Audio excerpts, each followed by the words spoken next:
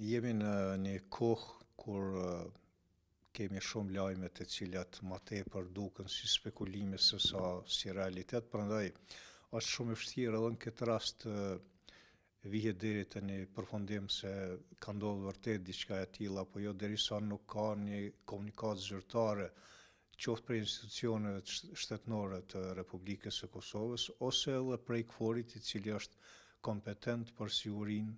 dhe territorin e Kosovës. Prandaj kjo që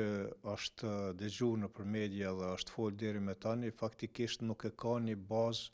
të qëndrueshme për ta konfirmuar ose jo praninë e atyne dronëve në territorin e Kosovës. Diçka e tillë është e mundshme të ndodhë, nuk duhet përjashtohet dhe nuk duhet të neglizhohet, mirë po meqense se edhe në të kaluamën kemi pas informata apo ma drejt i quajmë dezinformata të shpeshta për cënim të territorit, për kërcënime, për rreziqe të ndryshme të cilat asnjëherë nuk kanë ndodhur dhe nuk janë verifikuar, atëherë edhe ky lajm i fundit nuk është se fiton shumë në besim për të besuar që ka ndodhur vërtet kështu, por përfundimisht unë besoj që NATO-ja, gjithsesi KFOR-i, me prezencën e tij do duhej të jap një përgjigje lidhur me këtë, meqense është përgjegjësi kryesor për sigurinë dhe integritetin territorial të Republikës së Kosovës. Përndryshe,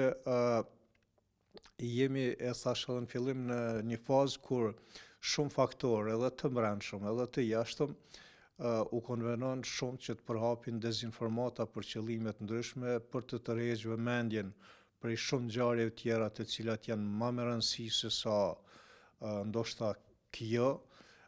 por që një lajm i këtillë shpesh tërheq vëmendjen në drejtim të kundërt prej asaj që një pushtet ose një klasë e caktuar politike nuk do donte të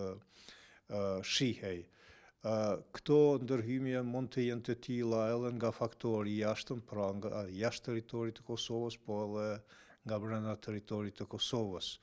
Prandaj unë e them që shteti, gjithsesi përfaqësuesit e shtetit, do duhet të ishin shumë serioz në deklarimet e tyre shpeshherë, për shkak se kjo më vonë humb edhe besimin tek qytetari i cili dikur bjen në konfuzion dhe nuk e din se a t'i besohet një lajmi i cili del në opinion apo mos t'i besohet. Në këtë rast deri në këto momente s'paku unë nuk di që ka pas një qëndrim zyrtar të institucioneve të Kosovës lidhje me këtë çështje, prandaj pa një informatë zyrtare nga institucionet e Republikës Kosovës dhe në veçanti KFOR-it, gjithçka mbetet në fazën e spekulimeve. Nëse kanë qenë vërtet në territorin e Kosovës, është një lëshim, nuk është diçka që nuk mundet me ndodhë, mundet edhe ajo me ndodhë, mirë po s'paku unë kisha prit një reagim serioz të institucioneve të sigurisë. Edhe në qoftë se ka ndodhur ai incident, sepse është e mundshme që ata dëpërtojnë, por s'paku pas këtij rasti të ketë një deklarim dhe një qasje serioze të institucioneve të sigurisë vendore në radhë të parë, pastaj edhe të KFOR-it.